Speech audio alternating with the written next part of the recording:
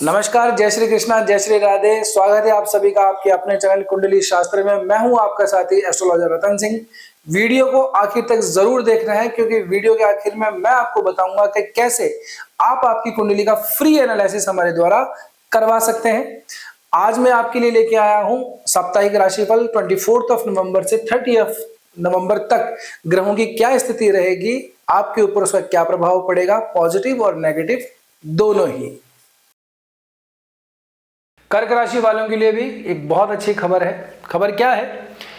आप लोगों के लिए पंचम भाव के अंदर बुध महाराज इतने दिनों से गोचर किए हुए थे, लेकिन वो वक्री हो चले थे 9 तारीख को। वक्री होते होते होते अब वो वृश्चिक राशि को छोड़ करके तुला राशि के अंदर प्रवेश कर चुके हैं। 23 नवंबर को शुक्र महाराज यहाँ पे ऑलरेडी बैठे हैं। शुक्र यहाँ से 26 नवंबर को गोचर करके वृश्चिक में जाएंगे। क्या मतलब हुआ इस बात का, थोड़ा आसान करते हैं। 23 नवंबर से लेकर 26 नवंबर तक बुध और शुक्र की ये जो युति है, ये आप लोगों के लिए चौथे भाव के अंदर पंच महाधन योगों में से एक लक्ष्मी नारायण योग बना रहा है। जी हाँ, चौथे भाव के अंदर जहां से हम सुख, संपत्ति, असेट्स, है ना, भूमि, भवन, वाहन, इन चीजों का विचार करते हैं, वहां पे आप लोगों के लिए केंद्र के अंदर शुक्र और बुध की युति लक्ष्मी नारायण योग बना रही है।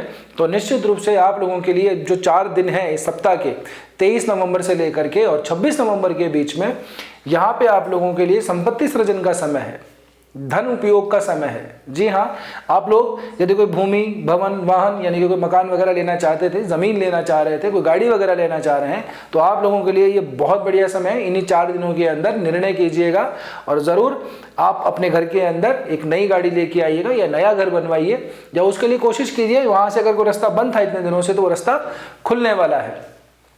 इसके बाद में 26 नवंबर को शुक्र जो है, सूर्य मंगल यहाँ पे ऑलरेडी बैठे हैं आपके पंचम भाव के अंदर। आपके वृश्चिक जो राशि है, पंचम अधिपति मंगल महाराज बनते हैं वृश्चिक राशि को लेकर के, अपनी राशि में बैठे हैं। शुक्र जैसे यहाँ पे आएंगे तो त्रिग्रही योग बन जाएगा, सूर्य मंगल और शुक्र का। सारावली के अंदर इसके बारे में कथन दिया गया है कि ये जो सूर्य मंगल और शुक्र की युति है, ये युति व्यक्ति के लिए वैभवशाली होती है, भाग्यवान होती है, व्यक्ति के लिए नाम और उसका जो कुल है उसको चमकाने वाली होती है। लेकिन एक थोड़ी समस्या यह है कि साथ में नेत्र रोग भी लेके आती है। ये सारावली के अंदर कथन है। तो आप लोगों को अभी का जो समय है आपके लिए यश का समय है, वैभव का समय है, अच्छे कुल में उत्पन्न भी बताया गया है ऐसे व्यक्ति को जिसके सूर्य मंगल और शुक्र की युति हो जाती है। तो आप लोगों के लिए ये, क्योंकि पंचम भाव में हो रहा है, त्रिकोण के भाव के अंदर हो रहा है, तो बहुत ज़्यादा शुभ रहने वाला है। तो आपका नेम और फेम और संपत्ति ये अब आप लोगों की सृजित होने वाली है।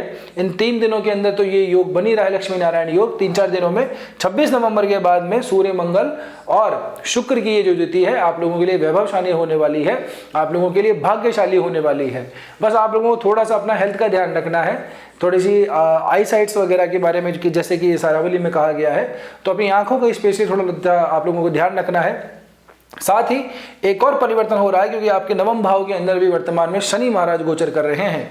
तो 28 नवंबर को शनि महाराज इतने दिनों से जो वक्री चल रहे थे अब वो मार्गी होने जा रहे हैं। तो इससे आप लोगों के लिए जो भाग्य के दरवाजे बंद थे इतने दिनों से अब वो खुलने जा रहे हैं। आप लोगों के लिए शुभ समय वैसे ही चल रहा है। गुरु ऑलरेडी ही आप लोगों के लिए जो है आपकी राशि में ही उच्च अवस्था के अंदर गोचर कर रहे हैं। साथ ही नवम भाव के अंदर शनि भी जो है अब वो मार्गी होने जा रहे हैं। नवे भाव की जो राशि मीन राशि है वो भी गुरु की ही पड़ती है। गुरु की 5वीं दृष्टि यहाँ आपके पड़ती है जहाँ पे त्रिग्रही योग बनेगा। नवी दृष्टि जो है अपने स्वयं की राशि नवम भाव पे पड़ेगी जहाँ पे शनि भी अब मार्गी होने जा रहे हैं। तो आप लोगों के लिए जो भाग्य के दरवाजे इतने दिनों से बंद थे वो भी खुलने जा रहे हैं। धर्म कर्म का काम जरूर करते रहिएगा। अपने पिता के साथ में जो है अपने संबंधों को मधुर बना के रखिएगा।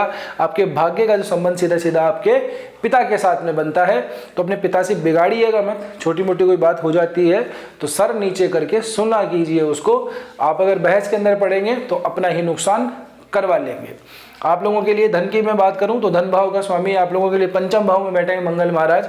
अभी वो वर्तमान में अस्त हो रखे हैं, लेकिन फिर भी ये त्रिग्रही योग जो है आप लोगों के लिए काम के अंदर भी नई दिशा लेके आ रहा है, नए परिवर्तन लेके आ रहा है। आप लोगों को अगर कोई नया काम अगर आपको कुछ सीखना है, इतने दिनों से अगर आपको सोच रहे थे कि यार कुछ और अपग्रेड करते हैं अपने काम के अंदर, तो भी आप लोगों के लिए बहुत बढ़िया समय है, क्योंकि इन दोनों शुभ ग्रहों की दृष्टि सीधे सीधे आपके दशम भाव के ऊपर पड़ती है।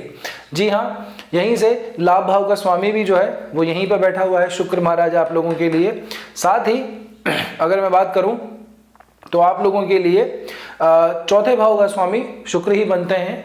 तो आप लोगों के लिए लाभेश और चतुर्थेश की जो युति है ये आपके चौथे भाव में ही हो रही है। तो आपके काम और काम की जो ग्रोथ है वो आप लोगों की सीधी सीधी यहाँ से दिखाई देती है। अगर आपका विदेश में कहीं पे कोई टूर बन रहा है, कोई यात्रा आप प्लान कर रहे हैं, टूर का प्लान कर रहे हैं, ट्रैवल का प्लान कर रहे हैं, तो भी आप लोगों के लिए बहुत बढ़िया समय है। बस उसको अपने काम से, अपने व्यापार से उसको अलाइन कर दीजिए, आपका काम बन जाएगा, चिंता करने की बिल्कुल जरूरत नहीं है। आपके सप्तमेश व्यापार भाव के मालिक जो हैं वो भी शनि महाराज बनते हैं, और आपके वैवाहिक दाम्पत्य जीवन के स्वामी भी शनि महाराज ही बनते हैं। सप्तमेश का नवम भाव में चले जाना एक तरीके से ठीक ठाक युति है, और शनि महाराज का मार्गीय अवस्था के अंदर हो जाना आप लोगों के लिए ये जो व्यापार के अंदर भी इतने दिनों से थोड़ी सी रुकावट वगैरह चल रही थी, थोड़ी समस्या आ रही थी, काम थोड़े डिले हो रहे थे आप लोगों के लिए, तो वो अब जो है आप लोगों के लिए सहूलियत का समय है, राहत का समय है। आप लोगों को अब चैन की सांस ले लेनी चाहिए।